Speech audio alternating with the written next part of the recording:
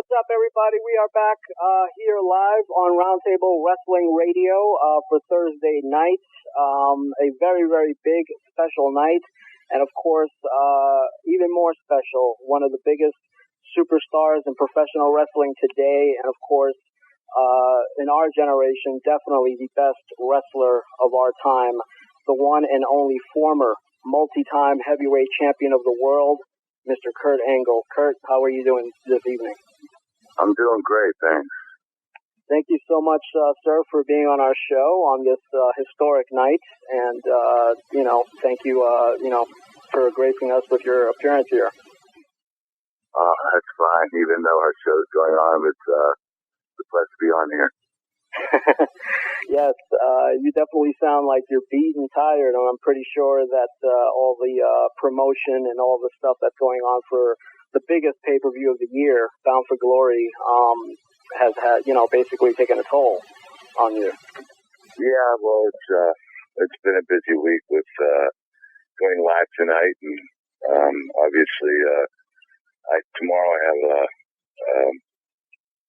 have a screening for a movie that's going to be out in theaters in February called Beyond the Mat, and TNA and the producers have gotten together to show the screening at Bound for Glory, but it's tomorrow night at midnight, and they're calling it Midnight Madness. Yeah, and then obviously Saturday I have a bunch of media, and we have the Fan Fest, and then Sunday's Bound for Glory. So it's this is definitely the biggest event of the year, and I've never felt better. Yeah, I mean, you never looked better, if I may say. You've been, I have to say, I have to go back a few weeks ago. I forgot the actual name of the pay-per-view, but you versus Jeff Hardy. We were talking about on this show, match of the year candidates. Actually, another match of yours that we talked about was you versus Mr. Anderson in the steel cage back at Lockdown. But the one that you had with Jeff Hardy, talk a little bit about that as far as the match. I mean, because Jeff Hardy has not, had matches so often like that, but it's something that you actually said on Reaction where Jeff Hardy is good only, when he's wrestling somebody good, and obviously he's wrestling Kurt Angle, so, but that match was phenomenal. I mean, I saw it live. I couldn't believe the match. How did you feel, though? A lot of fans were kind of upset about the ending, but how did you feel in total about that match and what Jeff Hardy brought to it? Well, very much like the match with Mr. Anderson, I was kind of pigeon-toed. You remember the steel cage match, we couldn't climb out to win, we couldn't pin each other to win. It was basically just escaping from the door, and what was so great about that match is that we told a really good story. Yeah. And I knew that if this match with Jeff, we were going to have that match of the year candidate type of match, we would have to tell a good story. And knowing that the fans would not be satisfied at the end, they pretty much were really happy with the performance. They just wanted to keep going on. Yeah, yeah. When I said that about Jeff is very talented, but, I said that Jeff can wrestle to the caliber of his opponent. Not that he ever has bad matches, but he's a type of kid that, if he's wrestling the best, he will be the best. If he's wrestling somebody that's not so good, he's probably not going to have one of his best matches. But I knew that if I got Jeff in that situation, I knew Jeff was going to be a little bit nervous due to my intensity. I knew that we'd have a great one. So, I was real happy with the match, and I thought Jeff really stepped up. And like you said, Jeff is a very charismatic wrestler, and he's ultimately a fan favorite.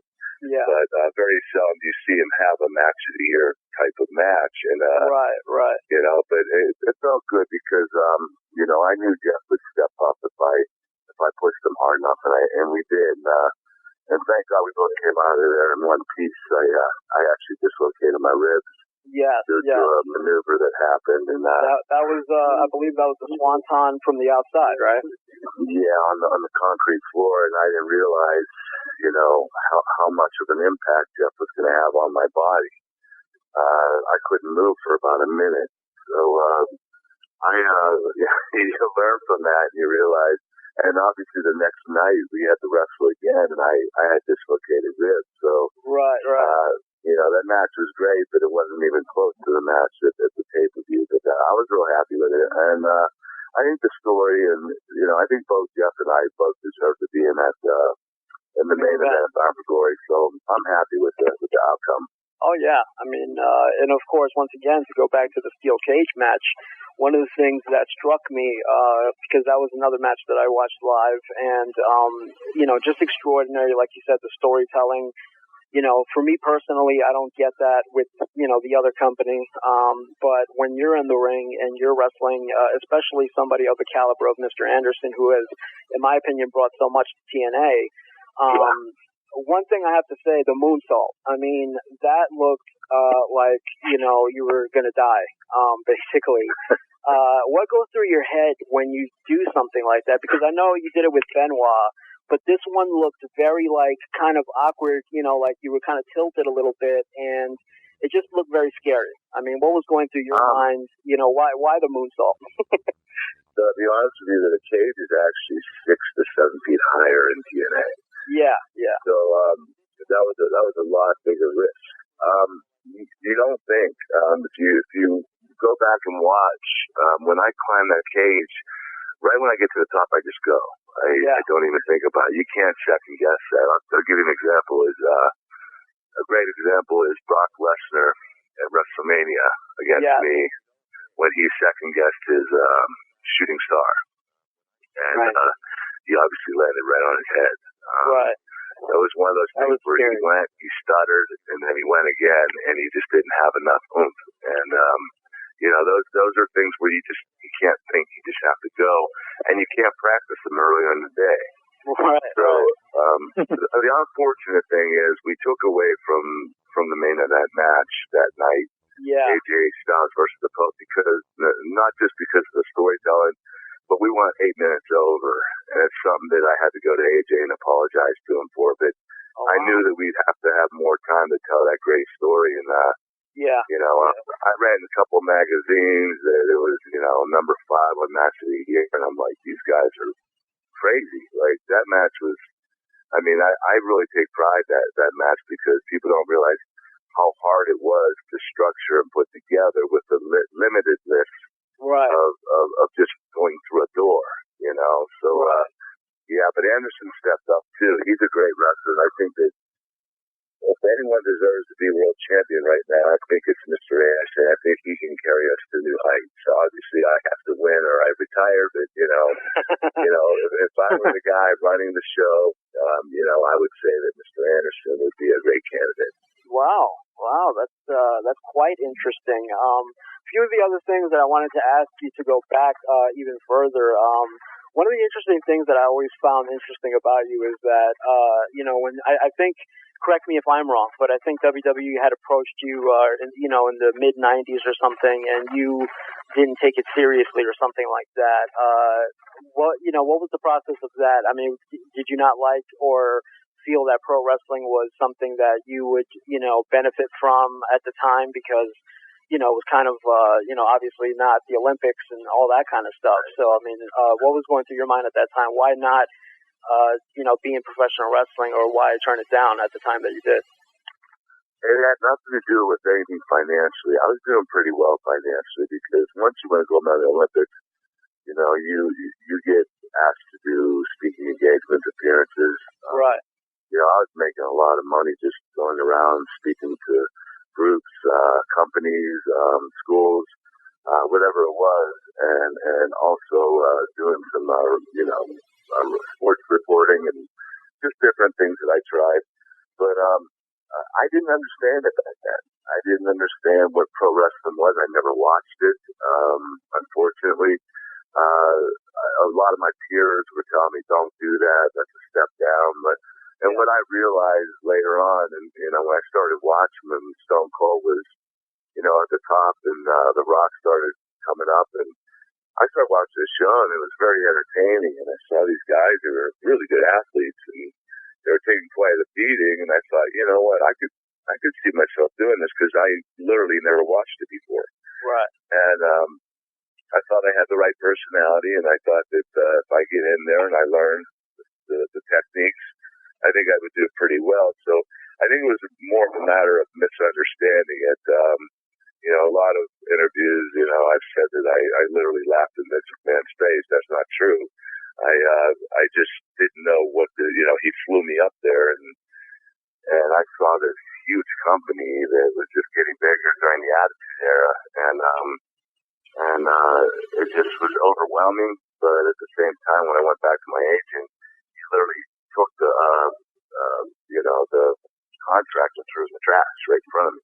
Right. And so you can understand my peers didn't want me to do it, and not only my agent, but everybody in the amateur wrestling world. So I kind of broke that mold for guys like Shelton Benjamin, Brock Lesnar, Charlie Haas, and other guys, Bobby Lashley, guys that finally broke through it. Even the guys they have now, Swagger. Right. There probably wouldn't be many amateur wrestlers in pro wrestling today if I didn't take that jump. So, I took a chance, and it worked out for the better in the amateur wrestling world. Definitely paid off. I mean, you became definitely one of the greatest of all time. One of the things also that I was curious about, being a fellow churchgoer at the time, your visit to ECW and the whole controversy when they when they crucified Sandman. Now, the funny thing is about that is that I wasn't watching ECW at the time, so I had never knew about that until that videotape, until the documentary came out and they showed it, and I was quite taken by it, even by viewing it on the documentary. How was that experience? Because that really was one of the most shocking things I have ever seen in pro wrestling till this day. I'll tell you the story. I'll keep it short, but I'll tell you what happened is Shane Douglas got a hold of my agent and said, "Listen, we're trying to legitimize pro wrestling and make it more like amateur wrestling," which he was full of it. So they paid me a large sum of money to come and basically talk about Taz's match versus Guido. And when I was watching, obviously they did this crucifixion spot with Raven and Sandman. I think Sandman's son was in on it, a little 8-year-old kid. Right. And not only was I taken back, all those crazy, incredible fans in Philadelphia, there had to be a few thousand fans, at least 80% of them just went silent. It was like, this is way too over the top, way too far. Yeah. And so I looked for Paul Heyman, and he was hiding from me, and I finally found him, and I said, "Listen, if this is shown on the same show that you're taping, and you show this on the same show," I said, "you're going to hear from my attorney." Right. I said, now give me my money, and I'm getting out of here. And basically, I took my money, and they had a limo waiting for me outside, and I left. And was there a plan for you to be in ECW, like to work there? I think they wanted to offer me something. The contract was pretty substantial for ECW. Right. But I never took it seriously. It wasn't even wrestling. It wasn't even pro wrestling. It was just hardcore. Everybody beating everybody up with a bunch of gimmicks. Right. So it even steered me further away from pro wrestling because this company was getting some form of popularity, and all they were doing was smashing each other over the head with kendo sticks and chairs and bleeding. And I just thought, wow, this is really idiotic. And I have to give them credit for getting some of the ratings they did, and obviously forming some form of cult style wrestling that people were following. Right. But at the same time, it was nothing like WWE or WCW. So I didn't find that out until a couple of years later. And so I'd say that, that was the first wrestling event I watched. And then I didn't watch wrestling for another 2 years until the WWE Attitude Era with Stone Cold. And that's when I decided I might be able to do it. But the thing is that the multi-million-dollar offer that Vince McMahon offered me in '96 is gone. Right. He wasn't going to give it to me anymore. And he made me work from the bottom up, and I was fine with that. I told him I guaranteed him that I would make $1 million my first year, and I fell $11,000 short. So I actually, I actually almost did it. And that's when I was able to re-sign a new deal, and I was off and running. Right. And obviously, the rest is history. One of the things also that I want to mention is that as a wrestling fan, wrestling fans, I should say, are always looking for that Monday Night War type of feel again and all that kind of stuff. And we almost had it in January. I wanted to get your thoughts about, TNA going on Monday nights and what happened with that, because it seemed to me as a fan that you guys promoted, the hell out of that show. And after that, nothing, came about it. And I was excited because I was watching TNA over WWE anyway, so I was kind of happy that it was on Mondays. What did you think about that experience as far as being on Monday nights and not, quickly not being on Monday nights? Well, thank God TNA is here to stay. It's not one of those flash in the pan companies. Yeah. They put in every resource and every bit of money back into the company, and it keeps producing revenue. It's not even during the 2008, where we kind of had a bit of a depression in the economy. TNA had their record year, so it just kept going up and up and up and up, and but we're just not ready for WWE yet. I'd like to say that. I think our roster is better than theirs right now. Absolutely. But people aren't ready to switch that channel yet. It's going to take a little bit more time. It could be 3 or 5 or 7 years, but I mean, it's going to happen. It has to happen because I know for sure. I usually go around and close the TV deals around the globe. In other words, if we sign with India, they'll fly me to India to close the TV deal. TNA will, and I'll do some promotion. I think I'm doing something in Thailand this month. I think they're literally flying me one day over there to be on a 1-hour show and fly me back. Wow. And it's because we just struck a new deal with Thailand. So I know that we're in about 68 to 70 different countries, and with all that revenue, that alone, plus our house shows are at 30%. And the markup since Don West took over the merchandise went from $4.50 a head to $22 a head. It's just TNA is really smoking right now. Now we're not doing the numbers WWE's doing, but for a small company, they're doing extremely well. So it's just a matter of time, right? And of course, WWE's numbers have dropped as well. Yeah, I'm a little surprised by that. And do you equate also that to football like everybody else? You know what? When I was there, it didn't matter.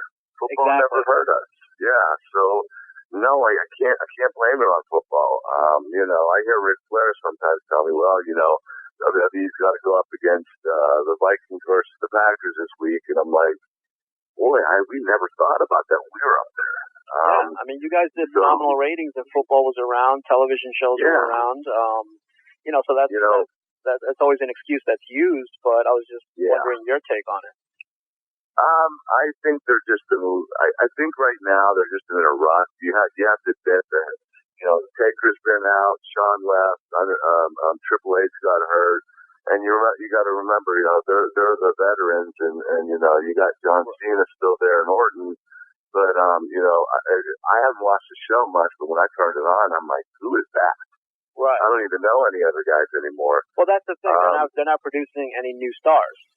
No, I don't think, not as rapidly as Vince McMahon would want, but, when your major players are out and you're depending on John Cena, but then you have John Cena every single pay-per-view or every single week, or you see him on every commercial that they're promoting Raw, on USA Network, it's like, enough John Cena. How about somebody else? Yeah. So they kind of branded their company around John, and that's great for John. But at the same time, they even pinch it on themselves, and they need to remember that you can't bank a company on one guy. I mean, God forbid if John Cena gets injured pretty badly and he's out a year or so, what are they going to do? And I think that people I think they did their 900th anniversary of Raw, and the thing that I was like, man, I still got to watch it because I haven't watched in a while. And the promotion was John Cena versus Randy Orton again. Right. And I was like, again, they're gonna do this again? Like, this is crazy. Yeah. So, it's just, I think you're seeing the same old, and what they need to do is, like you said, produce new stars a lot quicker. And I don't even know if Rey Mysterio's back in the mix or not. I haven't really watched, but wrestling's getting more difficult for these younger guys to catch on. And we're very fortunate to get some of the guys from WWE. Right. And we got some really good homegrown TNA talent. So we're packed. We haven't even shown half the talent on TV yet that we have. That's right. We just started doing 2 house shows at one time. It was the first time we did it, but we did it in Oklahoma and New York about 2 weeks ago, and it went pretty well. Yeah. So that's how much talent we have. And now we're like WWE. We could literally have 2 shows now. Yeah. Go ahead, Jumper. Well, I was going to say one of the good things that I thought of this year was after you had that amazing match at Lockdown, which I do think is one of the matches of the year, actually my favorite match of the year, and I'm not just saying that because you're on the phone with us, but you're welcome, is that the fact that you took time off and then you came back in with a very strong storyline, which I love. Also, I love the ranking thing because I grew up with the magazines with the top 10s and everything. And who are some of the TNA talents that you see as the future of the company? To get the top 10 thing out of the way, I kind of was a little disappointed. Going halfway through it, they kind of had to drop it and put the 8-man tournament in. Right. Which it didn't hurt me or help me, but I wanted to keep wrestling different talent. I got to wrestle. The Pope and Doug Williams and Kaz and guys that I normally wouldn't have wrestled. Amazing Red was Amazing Red was I got to do those certain things that I normally wouldn't do. But what was the question? I'm sorry.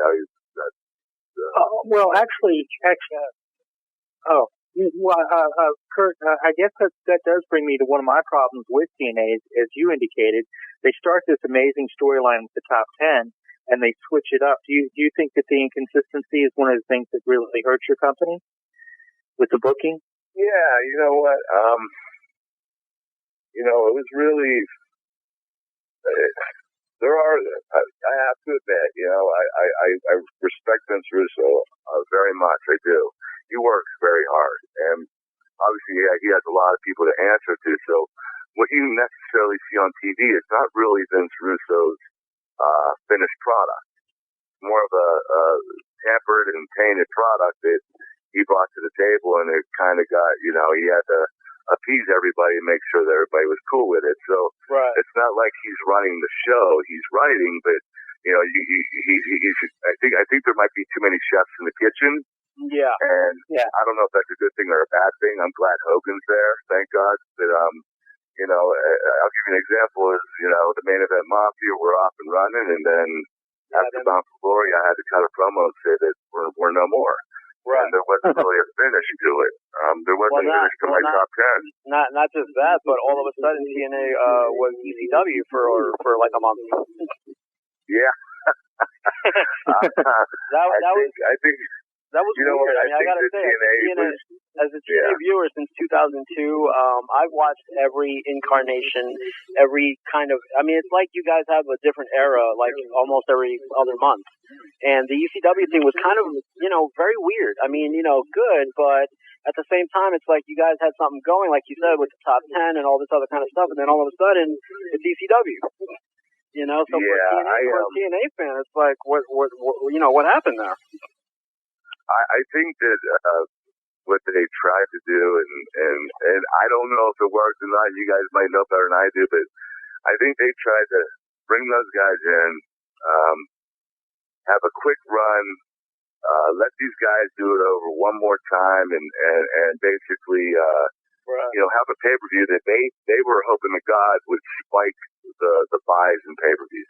Right. Now, whether or not that happened, I don't know. Obviously, we kept some of the guys, some of them we let go, but they're still running a little bit with it. But I'm not sure what's going on with that or how that occurred. But we had to bring in more talent, and then we left some talent by the wayside. And when you're talking about the future talent of TNA, right? I'd like to say, guys that really haven't been given a real chance are guys like Abyss, even though he's been around forever.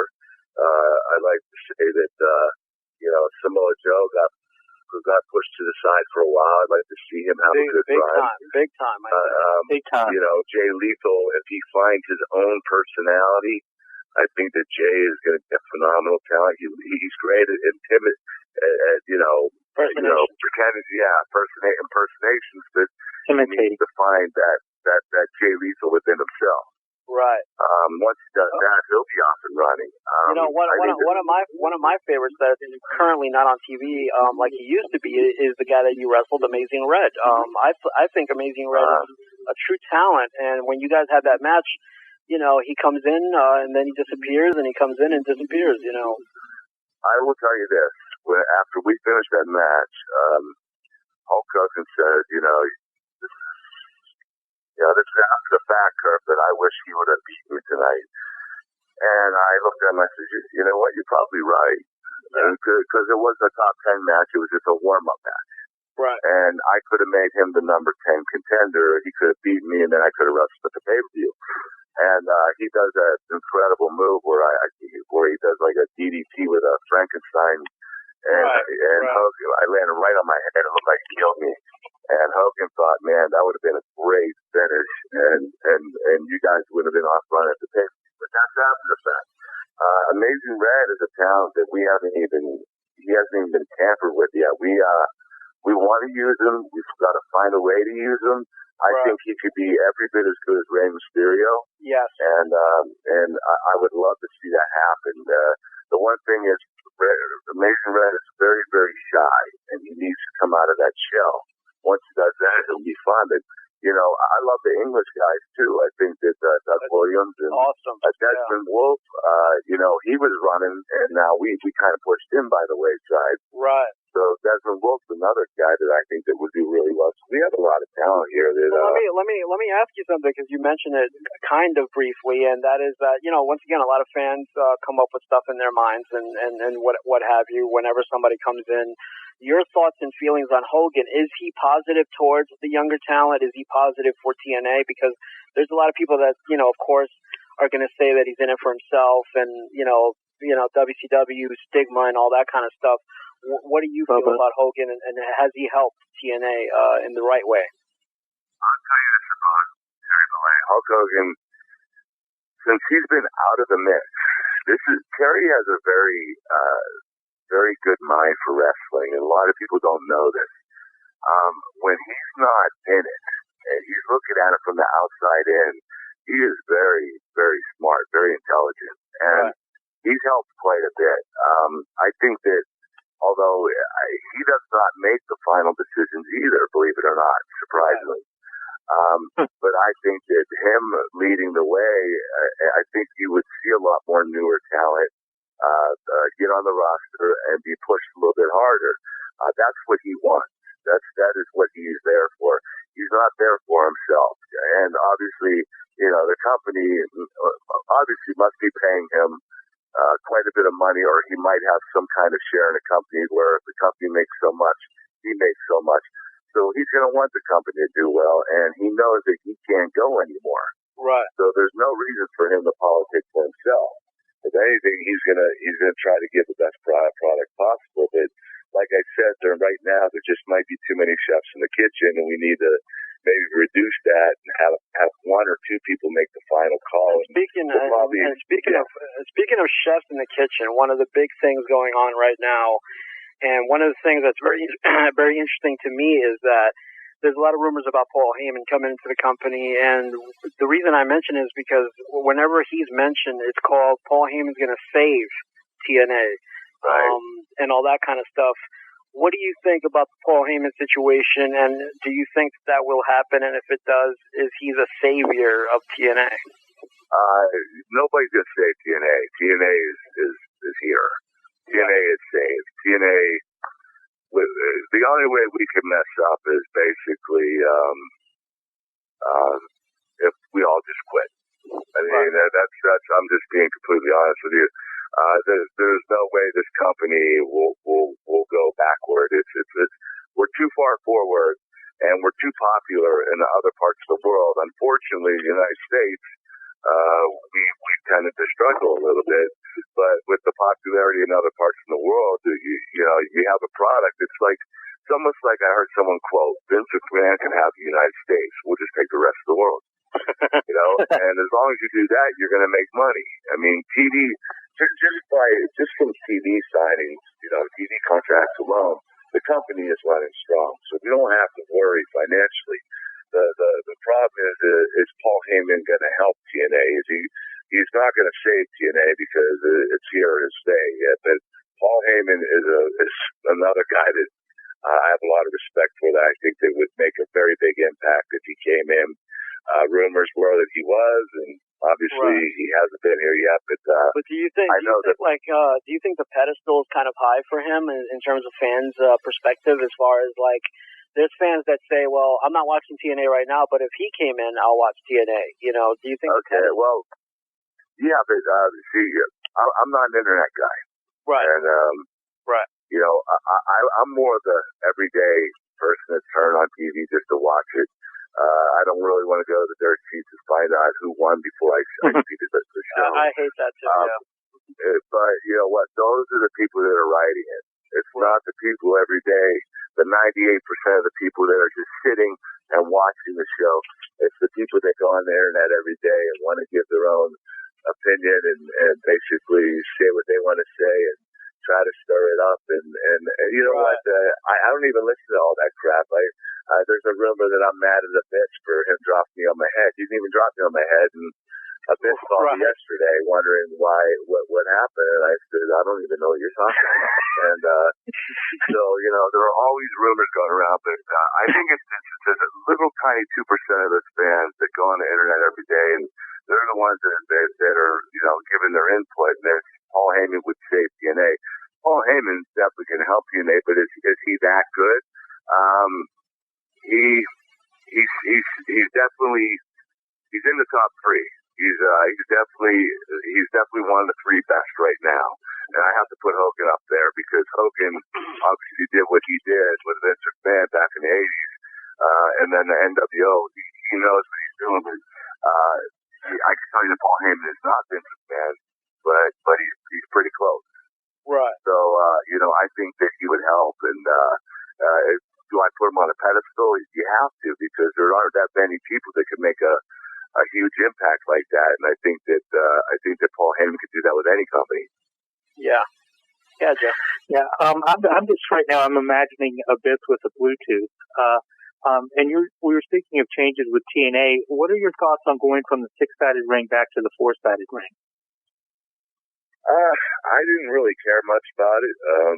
I kind of like the 6-sided ring. But I have to tell you, from a wrestler's perspective, as grueling and as physical as wrestling is, the 4-sided ring is so much easier on your body. The 6-sided ring was really, really stiff.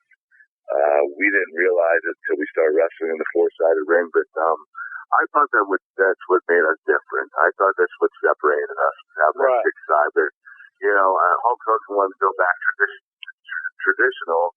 Yeah, and I respect him for that. I'm cool with that because I was always good in the 4-sided. You could put me in any ring. I'm not much of a runner anyway. I like to wrestle in the middle. Right. And so you can put me in an 8-sided ring or a 12-sided. It doesn't matter to me. But I did like the 6-side. But I got to respect Hogan for wanting to go back to traditional wrestling, and I think that's what he's trying to teach the young guys is, hey, we're not an X division company. And don't act like you're an X division company. Let's show these people that we're a traditional wrestling company, and I agree with them 100%. Right. And of course, you said in the past. Well, I felt. Go ahead. I'm sorry, Joe. Oh, I'm sorry. Well, I felt actually X Division was one of those things that made TNA special, along with having talents like yourself and the knockouts.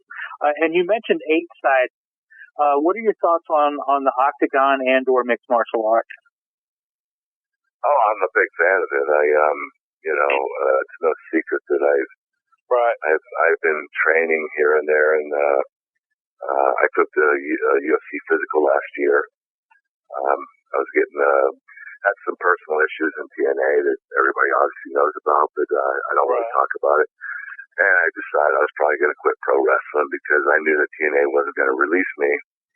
So there was no sense in me trying to go back to WWE. So I figured, why not go UFC? It's time for me to do it. Right. And so I took the physical, and I passed. Thank God. I mean, from drug tests to MRAs, CAT scans, the flexibility physical, you have to take a cardio physical, everything. It's crazy. They probably spend $20 to $25 grand on their physicals. Wow. So I went out to Vegas and did that and talked to Dana White, and it was a great meeting. And the unfortunate thing is we weren't seeing eye to eye on when my start date was, and that was the hard part. I didn't think although when he wanted me to start, I think I was very capable of beating the guys that he wanted me to go with, but I still wanted to be at my very best. And Dana White wanted me to start in 4.5 weeks. Right. And I told him I needed at least 3 to 6 months.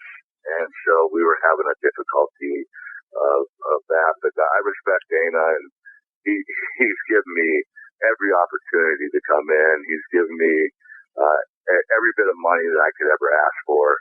I have to respect him. Was there Kurt, could you let us know about any TNA and Dana White has been known to not, want, somebody to work for two different types of things. Was that an issue at all? Yeah, well, that's the thing, with Dana, it's black or white. This is what I respect about Dana. You can't pro wrestle and fight. You have to just do UFC. If you want to wrestle, then don't even bother coming to UFC. And I respect that about Dana. I think he's right, and he has to protect his fighters. You can't have somebody pro wrestling year round and expect them to be 100% healthy for the fights. So, I understood that about Dana, and I said, Dana, when I decide to quit wrestling, because obviously I'm not going to quit now because I'm not going to be ready in those 4.5 weeks, and I want to give TNA at least 3 months to write me off the show. So I'm going to stick around with TNA, and I'm glad I did. Everything worked out for the better. Oh, we are too. But you know what? I respect Dana for the fact that he wanted me specifically to do this UFC. I like that. I mean, he's right. Yeah. But at the same time, I stuck with TNA, and so it all worked out for the better. And my contract had 1 more year left, and I'm not getting anybody's hopes up. But am I considering the UFC? Yeah, but I've been getting a lot of movie parts lately, and I got a lot of movies coming out in 2011. So that's what I really want to do. And if I end up fighting, it won't be a long period of time. But like I said, it's a small percent chance that I will. Let me ask you something. You mentioned right now, and we saw this on the Twitter, and the fact that you're going to be with TNA for another year.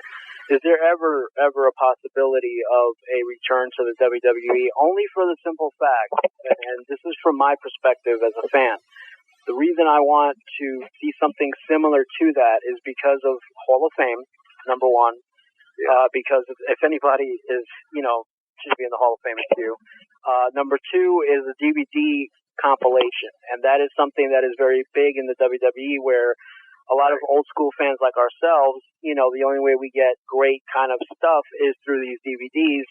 And obviously WWE owns most of your, greatest, matches. Right. Not that you haven't had any in TNA. Obviously you have, but you know what I mean. So do you think that that's a possibility ever down the road?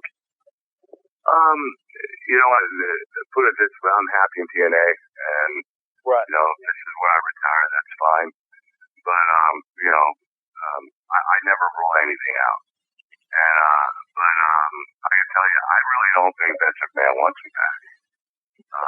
Which is quite surprising to me. I'm sure it's very surprising to you. That is unimaginable as far as I'm concerned. Yeah, and I feel the same way.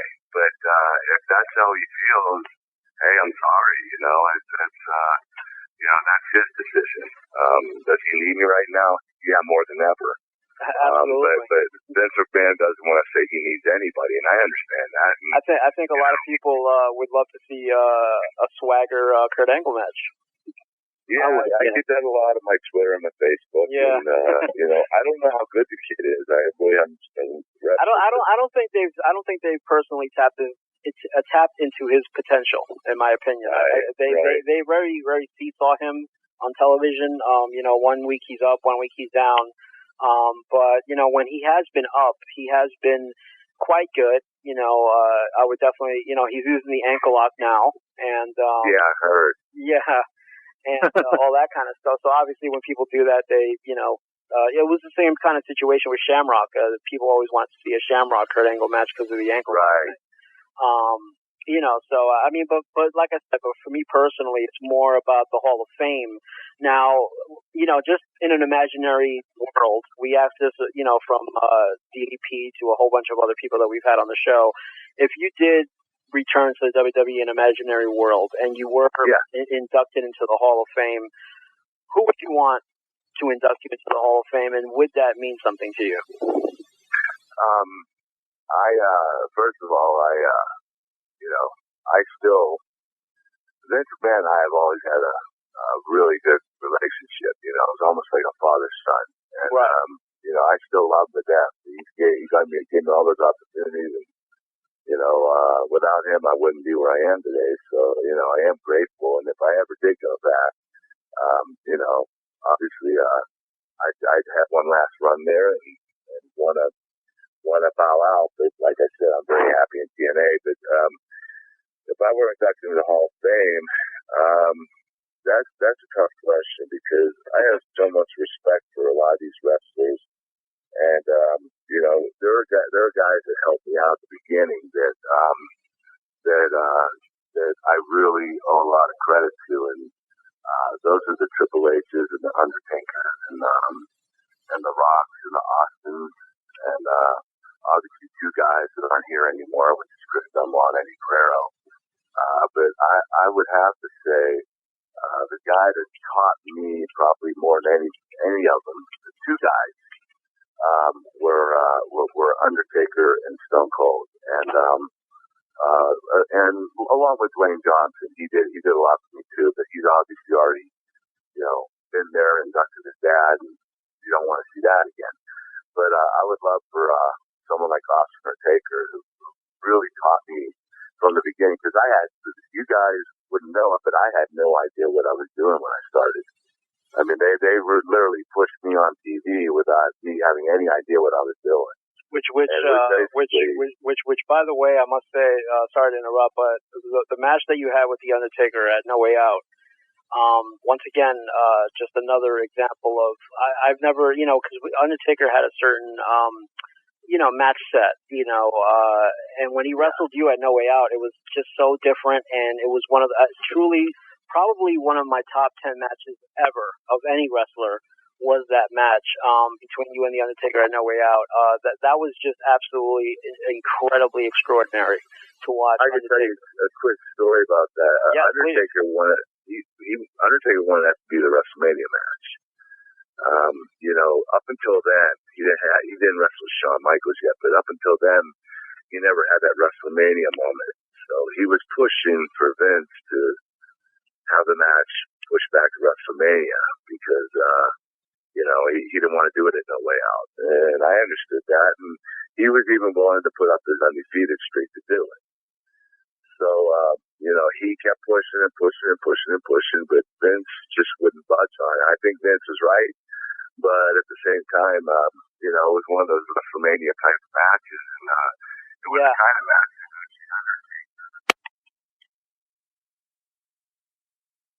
Hello?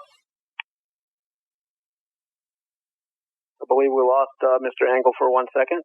We'll just give him 1 second for, if you could hear us. Back live, ladies and gentlemen, with Mr. Kurt Angle. Where were we leaving off, guys? Do you remember? I think Undertaker. I think you're just talking about the match with Undertaker. Undertaker, right? You were telling us the story, yes. Yeah, they did an encore presentation of the pay-per-view to rebuys, and the rebuys did really well. So that made me happy because a lot of people heard about the match and said, you need to see this. And a lot of people ended up buying the pay-per-view the second time around. I guess like a week later, I forget what that's called, but it's a discount rate. I think they used to do it. I don't even know if they do it anymore. But anyway, yeah. I don't know who I would have.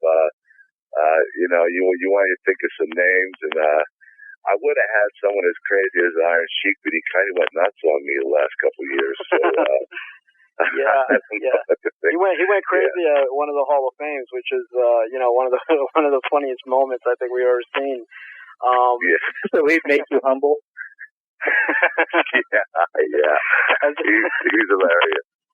Now that would have been a match back in the day, as far as old school. One of the things I wanted to bring up, we mentioned him earlier, and not getting into the whole devastating, incredibly disastrous thing that happened with Chris Benoit, but I wanted to ask about his wrestling career. Do you feel that it should be deleted as it has been? No. Thank you. Yes, please. No, please. I mean, you're talking about one of the most technical, intense. Yes. One of the greatest wrestlers of all time. I just can't. I can't understand how you can just drop that. It was what happened was a terrible tragedy. But Chris Benoit. A lot of people are going to be cheated out of seeing what Chris Benoit did in his career, especially future generations. They're going to see a guy. I literally, I'm probably the only guy that could keep up with him intensity-wise, and I can tell you that he was a machine. I watched him wrestle Undertaker once, and I saw him just literally beat the heck out of Undertaker, and Chris is only 5'8". Right. Undertaker's a good 6'10", and I really bought into it. I mean, all Chris was doing was chopping him and punching him and kicking him, and I just looked at him like, wow, man, this guy's he's a giant killer. And I definitely look at it like from a fan's perspective, because they have the 24/7 and they have nitros, and obviously for anybody that's a real fan that saw those nitros, during its time, you notice something missing. You notice a match, you notice a promo, something of that nature. And, for me, I think it should be a choice. If somebody is really that angry about it, all they have to do is kind of skip it. But I don't think it should be deleted from, the packages. You know what I mean? I think a lot, not only that, but a lot of people, we had Diamond Dallas Page on the show, and, some of his best matches were with Chris Benoit, and he was kind of upset that, people will never get to see that because, so it's not only Benoit fans that are being cheated, but it's also wrestlers that he competed with that are being cheated as well. No, you're absolutely right. I all those matches I had with him. The Royal Rumble, 2003, one of my favorite all-time matches where you guys, got a standing ovation. I mean, that's something that future generations will not, have unless they have it in their collection. That's a very big missed opportunity. And of course, the one where you did I think he did the headbutt. As a matter of fact, Jabba Joe on the show right now was at that show where you guys wrestled in a steel cage. Yeah. So, I mean, actually, he needed neck surgery, and his arm was deteriorating, and I couldn't believe he jumped off the cage. He wasn't supposed to, and he called it out there, and he went up, and his arm was already about 3 inches smaller than his other arm. He had to have surgery. Right. And he went up there, and as tough as he is, he just went up, and I just couldn't believe he did it. And that's another match. Yeah, but I mean, we had some great matches at WrestleMania, and all around everything that we did together, even tagging together. When we were tag team champions, I can't believe that stuff will never be shown. I can't believe. I believe that someday it will come out of the vault. I don't think it's going to be gone forever. There's no way. Yeah. You're talking about one of the greatest ever, period. Yeah. Absolutely. Absolutely. Yeah. And of course, something else that comes to mind when you discuss that, obviously the Chris Benoit thing was a tragedy, and obviously, there's a lot of theories and all and whatnot. One of the things that was interesting is that when you left the WWF, there was a lot of conflicting reports about, that they fired you, that you quit, and, a lot of reports about, the road schedule and that you wanted a little bit more or less of a time or something like that. Could you let us know whether you quit or whether you were fired, finally to put that to rest? Okay. Neither happened. What happened was okay. I was hurt really badly, and I needed time, and I kept trying to get a hold of Vince, but he wasn't returning my calls. So I got injured very badly in a match versus Rob Van Dam at a house show. So I asked Vince to meet up at his office, and I flew up there, and we had a little conversation, and he had a bunch of papers in front of him that were texts or voicemails, and there were about 5 pages of them, and they were from me. So I guess he recorded everything, which made me feel violated. Wow. But I guess for his sake, for legal purposes, he had to do that. So I don't blame him for doing it, because my behavior started to get erratic, but there was a reason it was getting erratic. So when I got the meeting with him, I asked him if he would release me, and he said that he didn't want to release me, but I could take some time off. He was willing to give me time off, and I asked, well, Vince, I said some things I shouldn't have said, and I just basically, Vince didn't have any other choice but to release me. Okay. And when I said those things, Vince felt like I better just let him go, because it's better than what he's threatening to do. Right. And so I felt trapped. And so Vince respectfully released me, but he didn't think I was going to go to TNA. He told me to take 6 months off and come back, and the same contract would be waiting for me. Did you ever hear his reaction when you did go to TNA? No. Actually, I tried to get a hold of him, and unfortunately, he either changed his number or he didn't want to talk to me, and he just texted me back and said, "You have the wrong number." Wow. So I never got to really make amends with Vince, and I wanted to. I have made amends with Shane, but with Vince, it never happened, and I don't know if he's really hurt that badly, or if he just doesn't really care that much about the situation. But it's one or the other. But I still love Vince. I know that he gave me the opportunities, but I was a wreck, and I needed a change in scenery. And I don't know if I never took any time off, even when my neck was injured. Right. Vince would bring me on the road either as the manager or general manager of SmackDown. So I was still on the road 300 days a year, and even if I was injured, they always had me doing something, going somewhere. Right. I'd be an agent, whatever. So I went 6.5 years straight, hard, and it was just time for me to hang it up.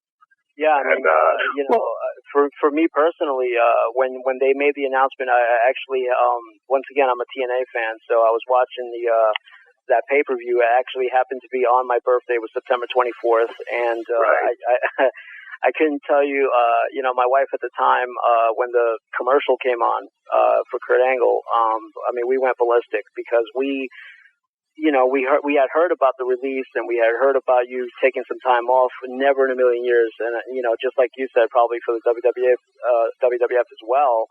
Did we think that you would be in TNA? That was definitely one of the biggest moments in wrestling history. I think a lot of people were surprised. A lot of people thought it was Goldberg, and right. Yeah. The shadow definitely looked like kind of Goldbergish. But it was well done. I mean, it was like most. What did you say, Mo, about it? I said that was definitely one of the biggest moments in wrestling history. I mean, the TNA website literally shut down 2 minutes after you debuted. That's how crazy it was. Yeah. Yeah, that's crazy. But I made the decision, man, and I taking that jump and not knowing if TNA was going to survive or not at that point. Right. And what they laid down for me, they gave me everything I asked and more. Had you ever watched TNA before you went there? Yeah, I watched the matches of Joe and AJ, and I'd be like, man, I'd love to work with those guys someday. Yeah. Well, the Samoa Joe. I mean, we had Dutch Mantell 2 weeks ago, and he was telling us about the Samoa Joe thing. And when the announcement was made that you were going to TNA, me and Mo said we have to see Kurt Angle versus Joe. I mean, that's the match.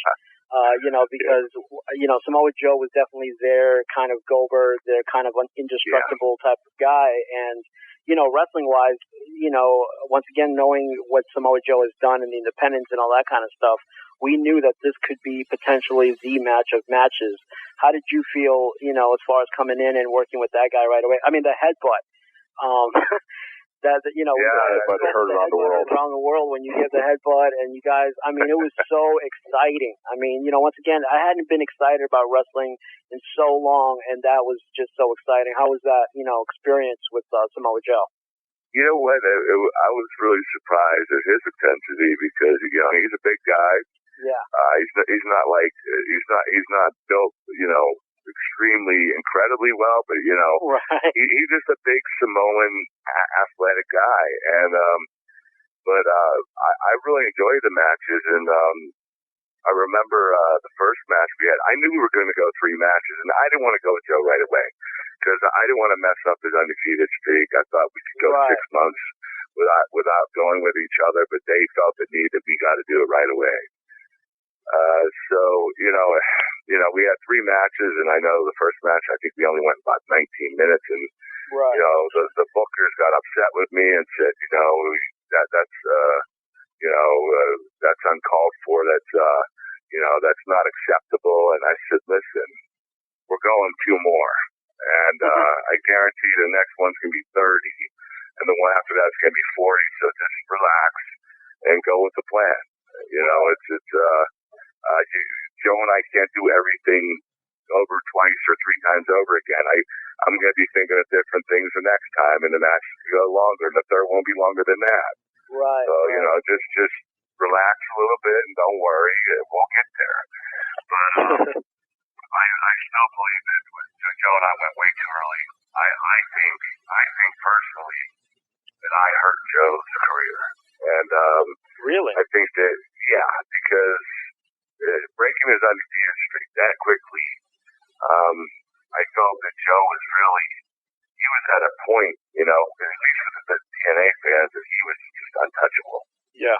And if you would just tease him and I just walking by each other in the hallway, or, just the intensity of wait till these guys go, I think that story could have been built up really well, but we just shotgunned it, and, it was something I agree. That had to happen like that. And unfortunately, ever since Joe did that, he's been kind of there and then not there, and not there. Yeah, I mean, we personally, I mean, I could tell you, once again, we do a show every week, and we personally have been incredibly disappointed.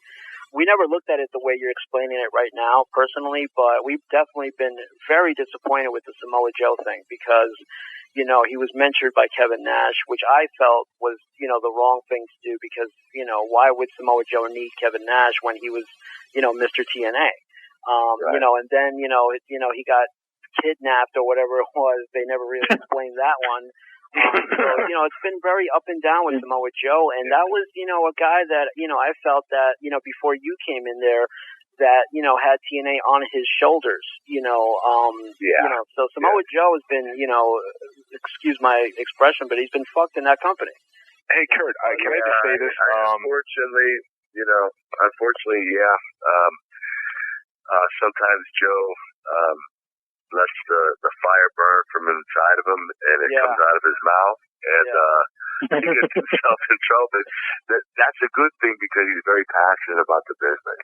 And, it's not just about protecting himself. It's about doing the right things and making the right calls. And Joe's a smart guy, so sometimes his mouth gets him in trouble. And do you think he could be salvageable in TNA? Yeah. I think we could restart him, and we could have him go through people, and I think that he would definitely be back to where he was before I wrestled him the first time. I just, I know it's kind of hard to do it over again, but Joe is that good. he could really do that, because I remember Chris Benoit coming into WWE, and he was wrestling for the title right away. Right. And he got reduced to open card, and he made it all the way back to the top. And then they kind of had him there, and then they started doing nothing with him again. Right. And then finally, they ultimately pushed him, and they had him win at WrestleMania against Shawn and Triple H. So they actually tried Benoit a few different times, and the last one worked. And I think the same thing can happen with Joe. I think that we can restart the program and do it over again. As far as guys that are not currently in TNA that are in the WWE that you know of or watch whenever you can, is there anybody right now that you would want in TNA? That can help them. Further? I would like to see. I don't think he's interested, or maybe he has talked to us, but I know he left WWE. I'd like to see Batista come in. Really? Yeah, I think he could go on a part-time basis and feel pretty good about. Batista, when I first left WWE, I really didn't think Batista was that good. He wasn't, and no, I made it highly known, and he took offense to it. And unfortunately, sorry, Dave, but you were not that good. Even when you're in Triple H to WrestleMania, you weren't that good. No. But he grew in a good spot, and he started becoming good. And as the more I watched him, the better he got. And I thought, wow, this guy actually is pretty good now. And but I'd like to see Batista. I heard that Randy Orton was having some problems. I'd love to see Randy come down. There are a lot of guys he hasn't wrestled down here. But as far as younger talent, I wish I could say this, but I really don't know anybody up there anymore. It just seems like, the guys that they were pushing, like Bobby Lashley and Elijah Burke, they end up in TNA, and which I think has been amazing for Elijah Burke. What a transformation, and I think in terms of building new stars, I think that's one of the best things that came out of TNA was the Pope. I love his character. I think he's very talented too. Yeah, awesome stuff with the Pope, and I think him and Anderson on the mic and stuff like that. One of the things I wanted to ask you, and this just happened this week, which was very strange in a way, but Foley works for TNA currently right now, but he actually did an interview with WWE.com about his book. What do you make of that? I don't know, Dixie Carter. I don't think she's gonna be happy about it. I love Nick. He's a great guy. That was very. I mean, that was all over the place. It was, rumored. Of course, he's going to WWE or whatever. But obviously he is in TNA and stuff like that. But I found that very strange that on WWE.com, I mean, a big fat picture of Foley, interview with Joey Styles. That's very interesting because I don't think that's ever been done in as far as when there's rival companies. I mean, to my knowledge, anyway. That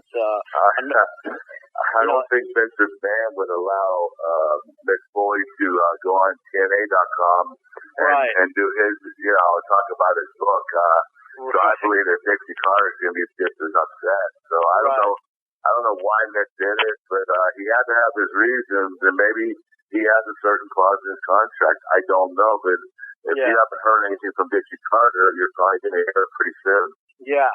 Well, I mean, according to Foley, he felt that, because I heard the interview myself, and he felt that, that his book, needed the WWE machine to put it over. That's according to Foley. Okay, so what's he doing at TNA then? That's a good question. Very good question. So I just found that very, very interesting. And you mentioned Dixie Carter. Now, we talked about Hogan and we talked about, the people over there, but what do you, because it seems like you really, dig her, and it seems like you guys have a really good relationship and stuff. Is that the case in real normal life? How is she as a boss? If I didn't have Dixie Carter and TNA, I wouldn't be there. She is really the person that takes care of me. Yeah. Whenever I have a problem, I can go to her and problem be done. Whatever I need, she gives it to me. Yeah. There have been rumors, which is really disgusting, about Dixie and I, having some kind of, whatever relationship, which is completely untrue. Right. She's a great woman to her husband Serge, and they have a great family, and I'm very close to all of them. But she looks definitely very passionate, for the company, and she looks like she wants and has the best intentions for the company. But at the same time, like I said, I mean, there's a lot of, like you said, chefs in the kitchen, and I think, to me, like this, you should, do something about that situation as far as, this is where we're going to go, and that's it. You know what I mean? Yeah, you know what? And you know what? That's Dixie is doing that. You got to understand, Dixie had to learn the business. She was right. She's in the music industry, which is kind of like us, but not really.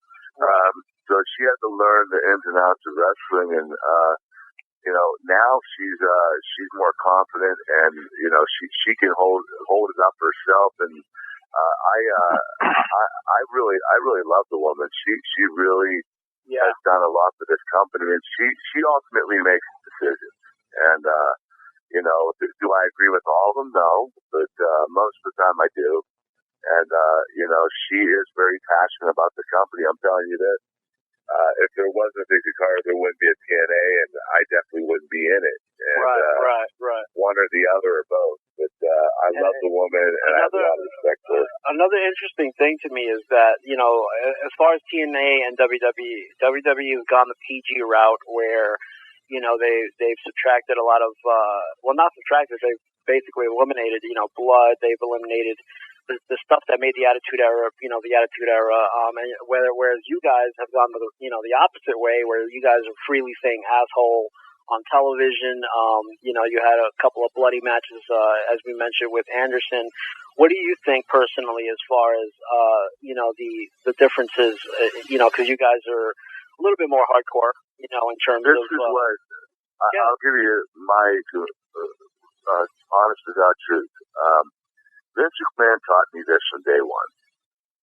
Wrestling does not promote the real acts of violence, which is murder, rape, and robbery. Okay? As long as you don't do that, you're not overseeing any kind of act of violence that is what they call the real acts of violence that you actually see on TV shows. We don't even go there. Right. And, you'll see a show about a murder. You'll see a show about a rape. You'll see a show about a robbery. Maybe 2 or 3, maybe all 3 in the same show. Right. But we don't have that in wrestling. And Vince taught me that. Vince McMahon taught me that at an early age, right when I began. TNA doesn't do it either. But you know what? What's wrong with a little blood? What's wrong with a little bit of swearing? I mean, come on. Exactly. We're adults and we're on from 9 to 11, and, especially the last hour. Vince McMahon always made it perfectly clear that he was going to make the 9 to 10 o'clock hour PG, and the 10 to 11 was going to be rated R. Right. And you're going to see Stone Cold Steve Austin flipping the bird from 10:30 to 11.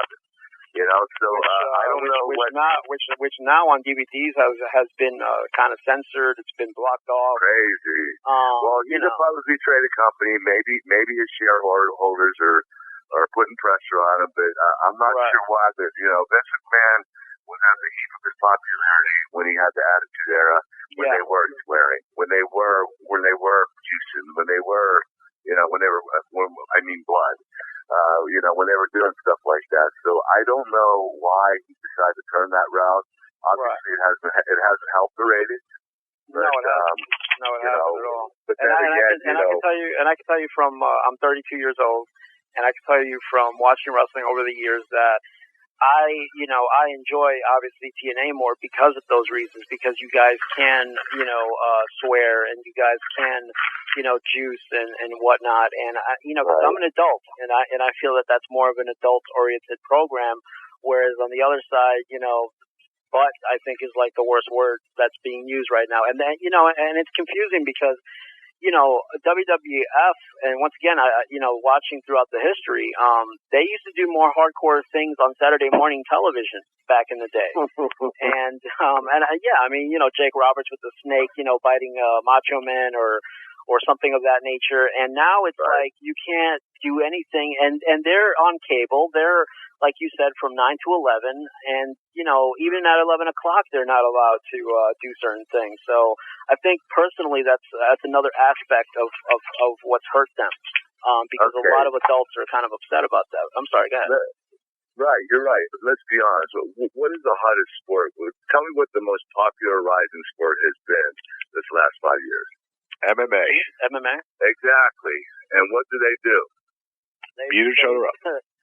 Yeah. They beat the crap at each other and they bleed to death. Right. Right. Okay. Well, not to death. Fans want to see. They want to see roughhousing.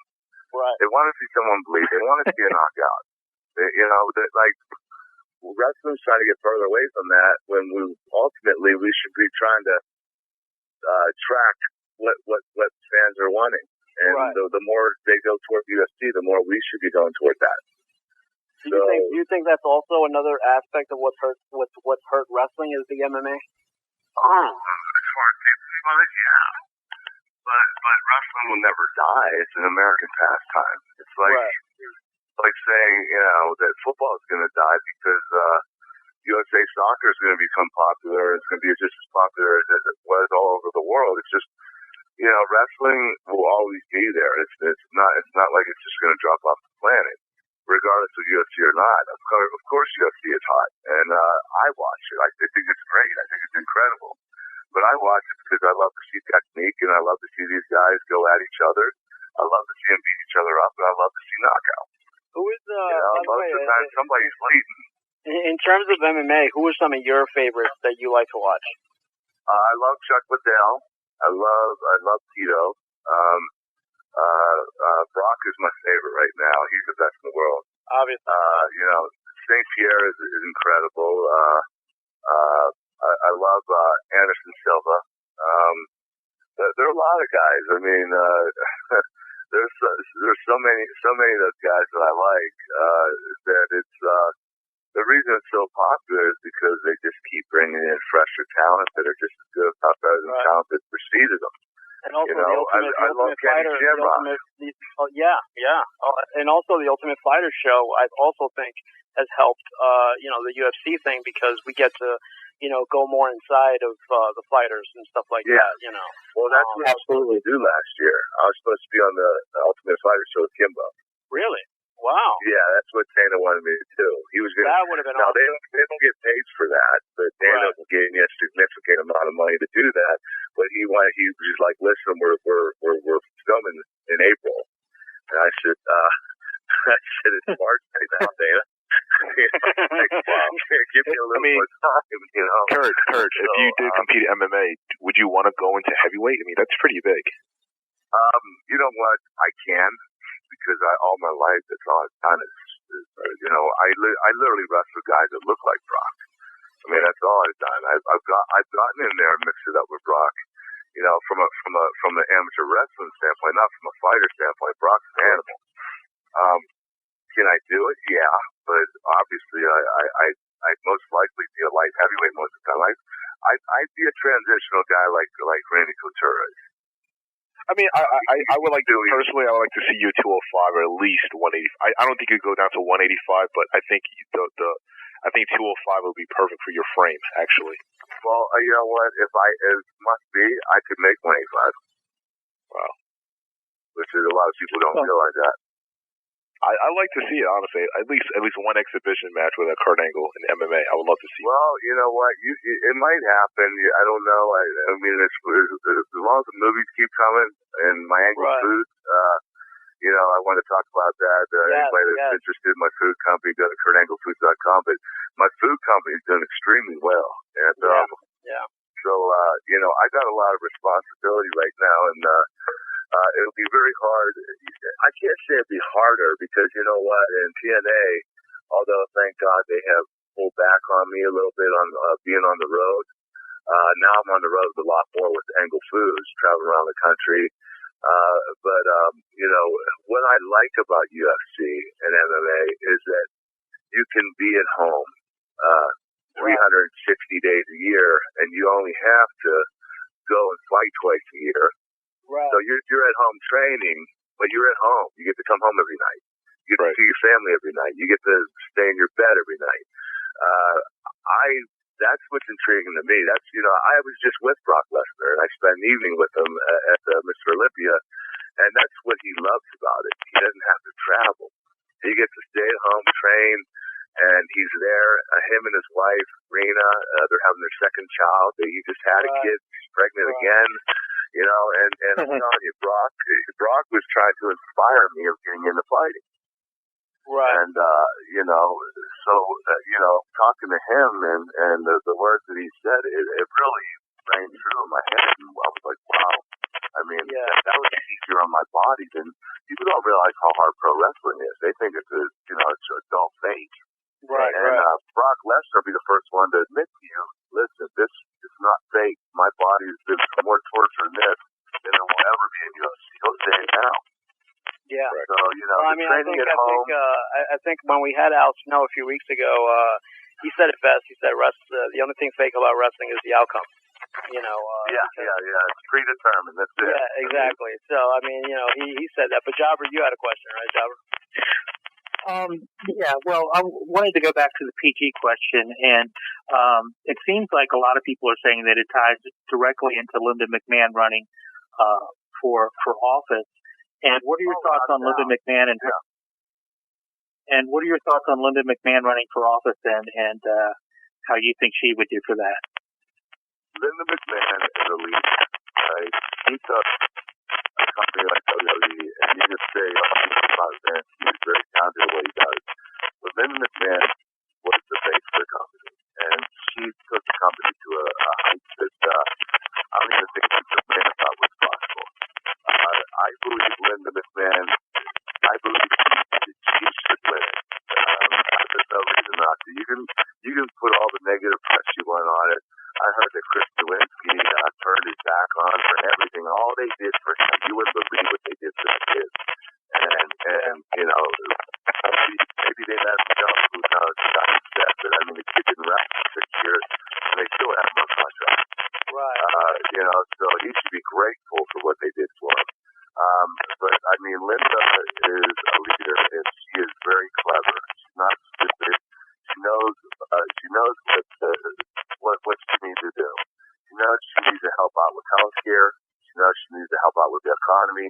And Linda McMahon's the kind of woman that's going to get that done. And she doesn't take no for an answer. And I've worked with her many times with the Get Tough on Answer campaign, Smack Down Your Vote campaign. I used to go to the national conventions for Democrats and Republicans, all that. Right. I've been with her. She knows what she's doing. She's a clever woman, and I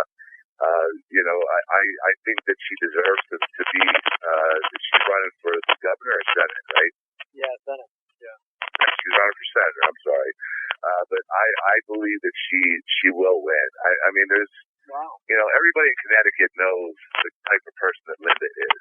They might look at the WWE negatively, but as far as what Linda can do for that state and for the Senate, it far exceeds anything that is negative on WWE. So I actually tweeted something about her that this woman should eventually run for governor or run for presidency someday. That's how good she is. Wow. Well, there was another curious thing that I wanted to ask from your perspective, and that is that you guys obviously have Lockdown and Bound for Glory, for example, outside of the Impact Zone.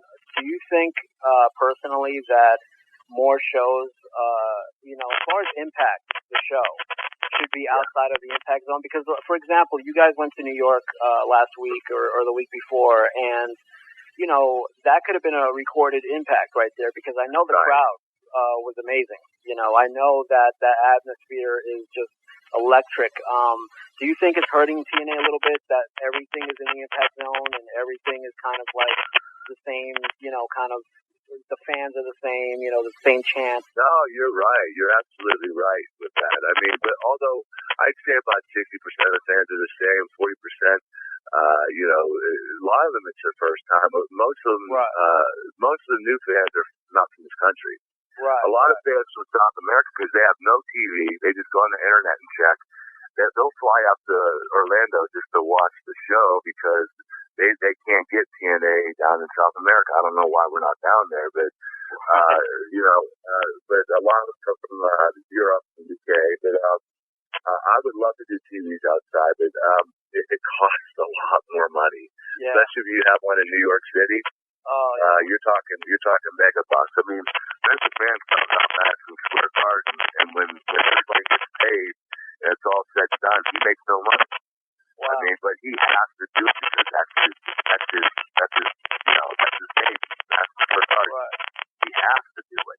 But he doesn't make any money doing it, and but he knows he has to do it at least 4 to 6 times a year.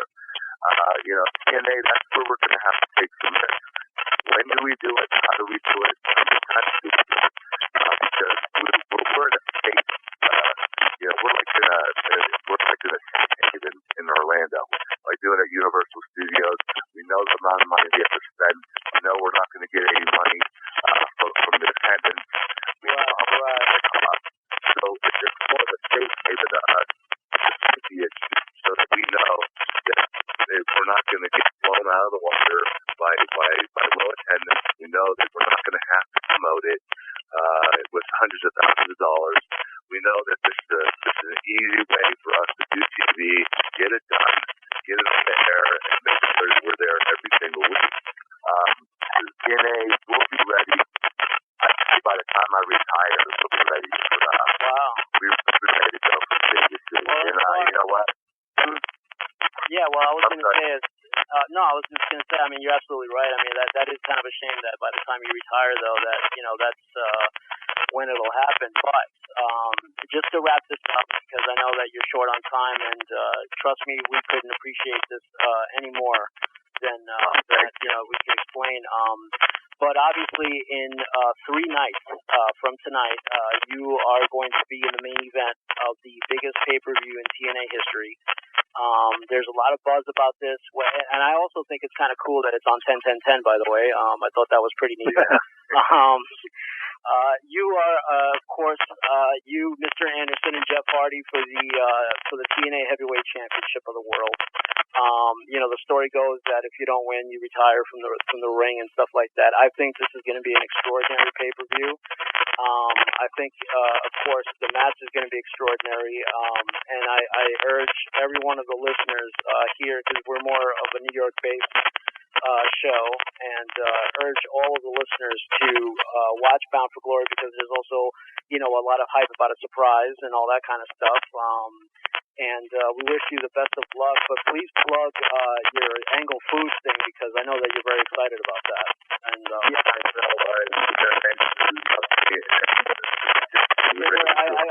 sorry to interrupt, but I think we're having trouble with, I don't know if it's your cell phone, but there's a lot of noise coming in, so I do apologize for that. I think it's true. I went to this here. Is this all right? Is this better? We sound like the commercial, but no. The noise is coming in from somewhere, but I don't know where it's coming in from. So just give us 1 second to see if we could clear it up for a second. Hold on a second. Talk amongst yourselves, guys. Hold on. Well, it was definitely from that line. You're listening to Roundtable Wrestling Radio. Right now, I'm speaking with Mo Black. That's right. The whole time I thought it was me. I was like, I hope it's really not, but yeah.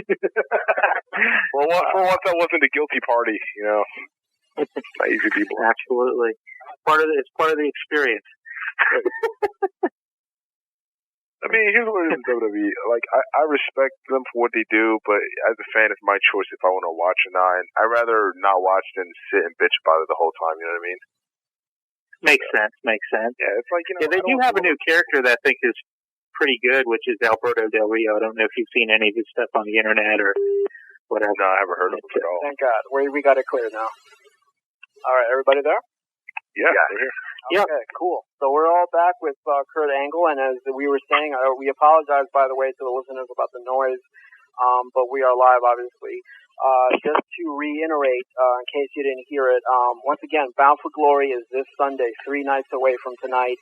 Big pay-per-view, biggest pay-per-view in TNA history, October 10th, 2010, obviously 10-10-10. You got Kurt Angle, Jeff Hardy, and Mr. Anderson in a triple threat match for the TNA World Heavyweight Championship. You got Abyss and Rob Van Dam. You also have Lockdown with Fortune and EV2, and I think Motor City Machine Guns against Generation Me, and I'm sure some other matches as well. Plus the big surprise that Abyss, is supposed to unveil they or them or whatever. This is going to be one of the most interesting pay-per-views in a very, very long time. I urge every one of the listeners to check it out because I'm pretty sure that whenever Kurt Angle's in the ring, you will not be disappointed at all. Or AJ or any of those guys. By the way, I mean, sorry about this, but we have to take advantage of having Kurt Angle on. But AJ Styles, another one of my favorite matches. You guys wrestled on that January 4th edition of Impact. Your thoughts on AJ Styles? Because that was, aside from Joe, I think AJ Styles was the other guy, Mr. TNA, Mr., captain of every title. You guys had phenomenal matches. I mean, just breathtaking matches. How do you feel about AJ Styles? AJ, that was my favorite match of the year. Really? Yeah, I really enjoyed it. It was all wrestling, and AJ and I have an incredible chemistry. Because you mentioned in the past that you like matches, straight up and no interference and no, shenanigans and whatnot, and that match had all those things. So that, it did, and AJ right now, I can honestly admit that he is right now, without a doubt, in my mind, the best wrestler on the planet, bar none. Yeah, AJ's the guy. Are we utilizing him the right way? I'm not sure. But I can tell you he is so valuable to the company. He's another guy who can make anybody look incredible. And AJ is so good at what he does. And that would be a major I have a lot of respect for him. And that would be a major loss. Yeah, I did lose that match. No, I mean in the sense of if AJ went to the competition, that would be a major. I think that would probably be the biggest blow in TNA. Yeah, he wouldn't be used in the other organization. Yeah, and right. I don't think AJ plans on going anywhere else. AJ loves TNA. To be honest with you, I don't think Vince McMahon would know what to do with AJ. No. AJ's a mid-sized kid. He's 5'9", 5'10", about 190. I don't know if he meets that Vince McMahon standard of 6'2", 240. But he makes up for it, and the kid right now is the best wrestler on the planet. I can tell you, when I wrestle him, it's a night off for me, and it looks like we're killing each other. But I always love whenever I see them wrestling AJ, I get excited because I know it's going to be a very easy night for me.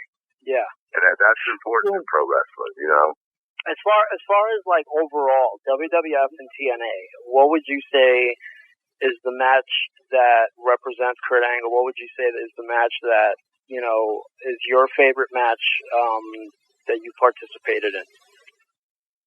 Wow, obviously with AJ and Joe, and I've had some good ones with Sting and Anderson and Jeff Marty Jannetty.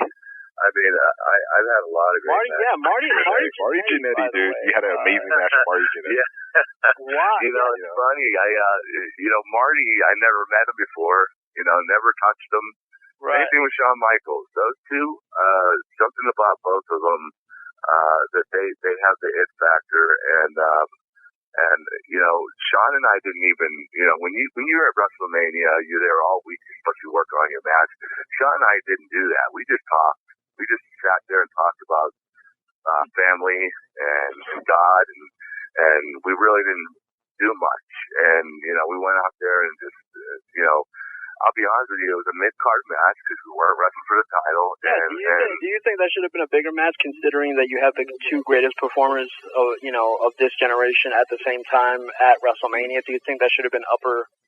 Yes, I do, but it didn't have to be. Neither one of us needed that title, and neither one of us needed a title to make it the premier match. You know what the problem is with that, though. The problem with that is the same thing that happened with I forgot what match we were talking about. The Undertaker match, in particularly.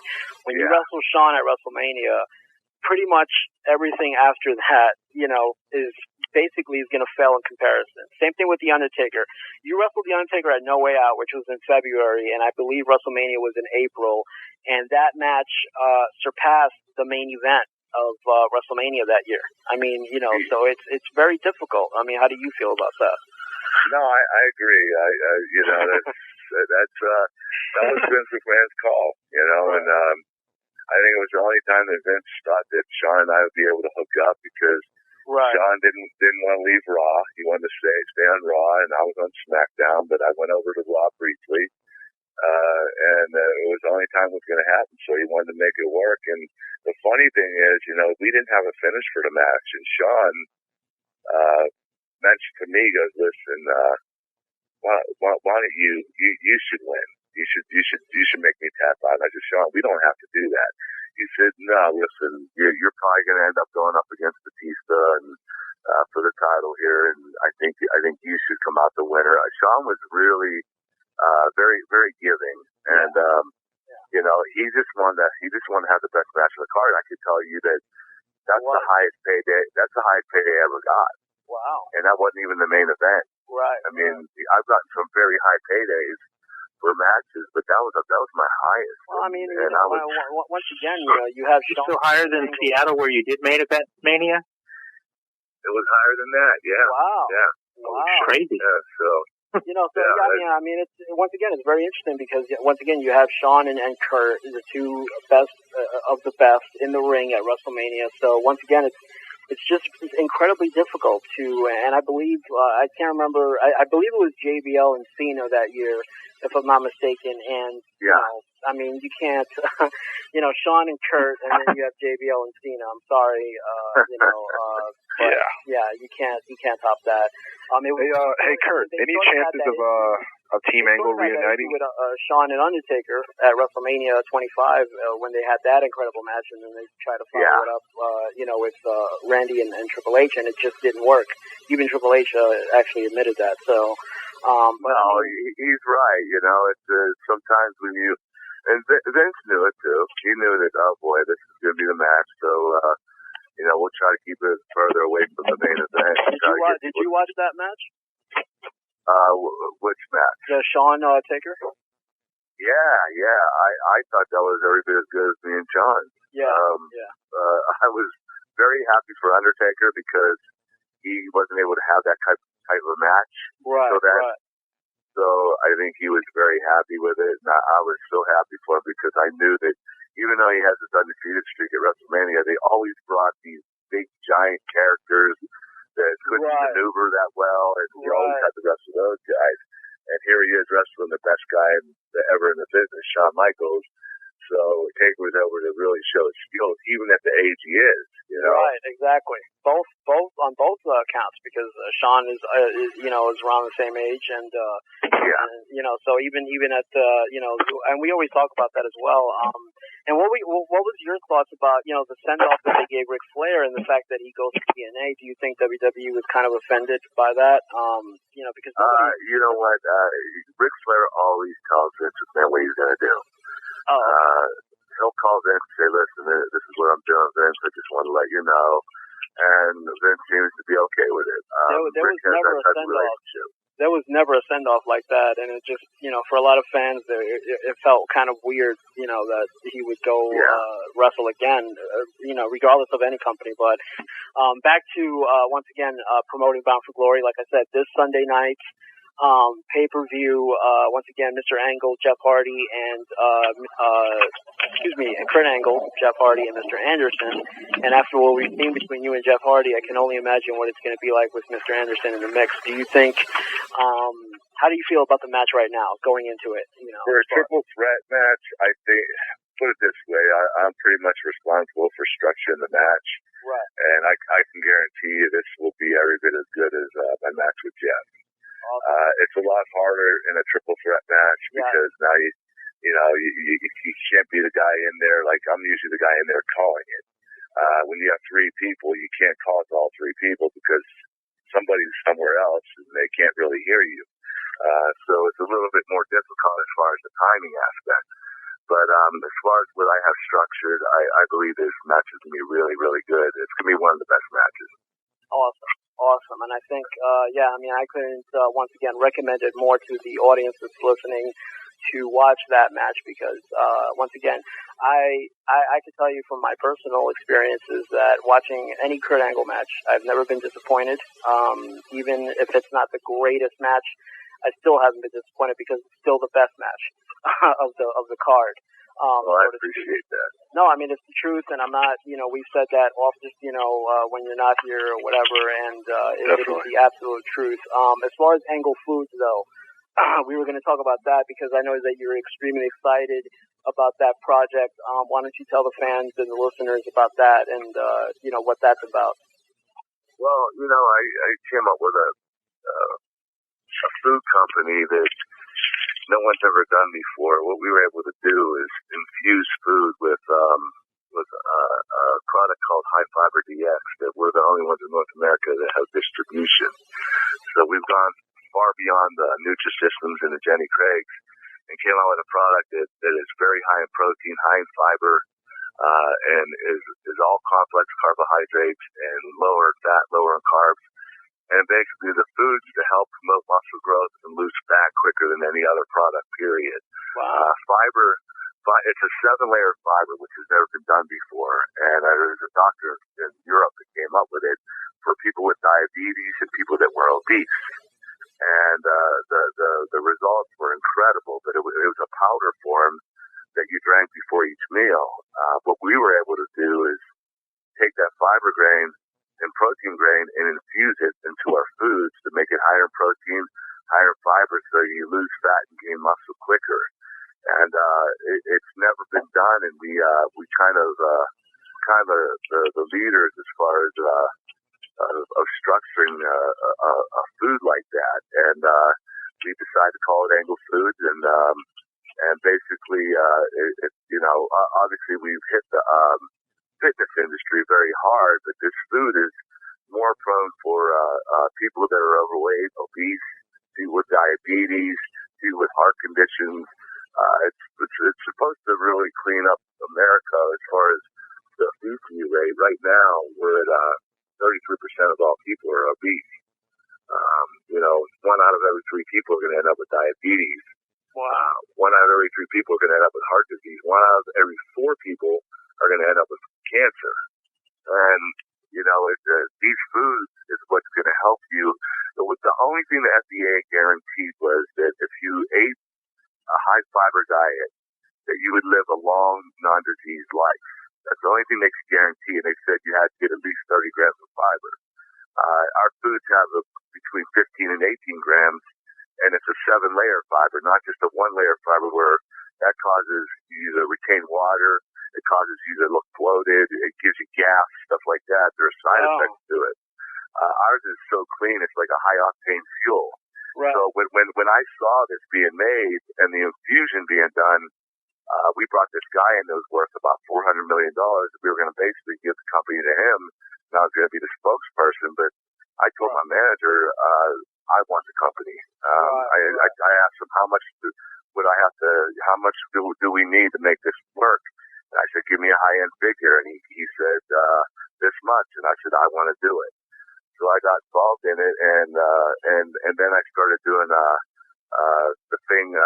We're going national with the Kurt Angle Ultimate Team Challenge. It's going to be in Atlantic City, October 24th. You can actually go down there and sign up. And basically, it's the strongman and endurance competition for teenagers in high school to get kids off their butts, to get active and promote fitness and a lot of kids today just sit in front of the television or sit on the computer or playing video games. They're not as active as we were when we were kids. So we're trying to promote that, and the winner of that obviously gets the winners will get $5,000 cash, but not only that, they get to go to the Arnold Classic in March, 4th through 6th, and compete at the Nationals where they can win up to $50,000 of cash. Wow. And so we're really trying to push that. I'm trying to push to get on the President's Council of Fitness, and the food company is doing incredibly well. But if you want more information on it, it's called www.kurtanglefoods.com. It's really easy to remember, and this is the best food on the planet right now, and I would never invest in it if I didn't believe in it. Well, we'll definitely put that up on our website so that people can, so we can further promote this product, because we love products that, are, for helping people. Diamond Dallas Page does one. He comes up here every few months and, promotes his YRG, and I believe in that because it helps truly. And I think that your product as well is, You know what? I will eventually get on his program. Yeah. I'm just so busy right now. I don't even have the time to stick the thing in and do it. Right. But I would love to see that. His yoga program is incredible. It is. He really came up with a great product. We actually have had listeners use the product and lose tremendous amount of weight and actually help them, health-wise. And, that's why actually DDP continues to return to the show because, many of our listeners actually used it and, it's been a wonderful product actually. So, that in combination with yours, I'm all for healthy kind of stuff. But I think Moses, you had a question about Team Angle. One last. One more thing that don't forget that, as far as, doing the fitness thing and working out and going to the gym, or even if you're going out and playing football or basketball or pickup games, just to stay active, that's only 20% of it. 80% of your fitness needs is your diet. People don't realize that. Right. That's really where it is. And, we're not a portion controlled company. We're not putting little tiny portions in this little package and then selling it to people and they starve to death. We're giving them full portions of food they can actually eat and lose weight. Yeah, because that's become a true epidemic in this country. I mean, the way that we eat, the foods that are, I would say more easily accessible, are obviously damaging foods. I mean, the cheaper stuff. It's easier for a family to get McDonald's, and feed their entire family for $6. Instead of, it's true. I mean, it's just amazing. But Mo, you had a question, right, Mo? I don't know if he's there, but as far as any future plans, would you like to see a reunion of Team Angle? I've been pushing it lately. They're available, and I think a lot of fans remember the Team Angle thing and loved it. And we never came up with an ending on that either. As well as the other group. Didn't you have another group with like Mark Jindrak and Luther Reigns, I believe?